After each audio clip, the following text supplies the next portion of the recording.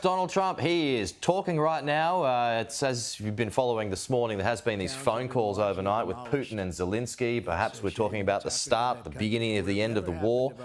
Let's listen into the president. Never happened. It's to look at that, and October 7th would have never happened either, by the way, the Middle East. But we'll get it. I think we'll get it. We'll get something done. We're going to be meeting. Actually, tomorrow they're meeting in Munich, as you know, and we're going to have some other meetings, and I'll be dealing with President Putin largely on the phone, and we ultimately expect to meet. In fact, we expect that he'll come here, and I'll go there, and we're going to meet also probably in Saudi Arabia. The first time we'll meet in Saudi Arabia, see if we can get something done. But we want to end that war. That war is a disaster. It's a really bloody, horrible war.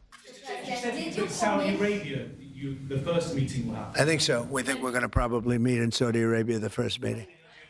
Hasn't been set, but not too distant future. Did you also be part of that meeting? We both understand, you know, we know the Crown Prince, and I think it'd be a very good place to meet. So it sounds like that would just be a meeting between you and Putin and perhaps the Crown Prince, but not President Zelensky? Probably we'll have a first meeting, and then we'll see what we can do about the second meeting.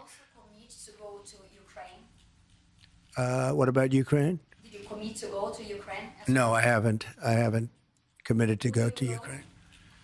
I would think about going. Yeah, I'd think about it. No problem. You say today, Mr. President, that they received your vision. What is your plan to end this war? Like today, Secretary. Well, I'm not going to tell you my plan. I can just tell you we've made a lot of progress. This should have been done by Biden, not by me, because this has been going on for now a long time, years. And it should have been done by Biden. Just like the young gentleman that I brought home yesterday after 2 weeks. We worked on it for 2 weeks. He was a fine man, and he was in there for 3.5, almost 4 years. And they weren't able to do a thing, and I got him out. And as you know, I didn't pay $6 billion. I didn't pay anything. We did a trade, and we did a good job. We got him out in 2 weeks. Should have been out years ago.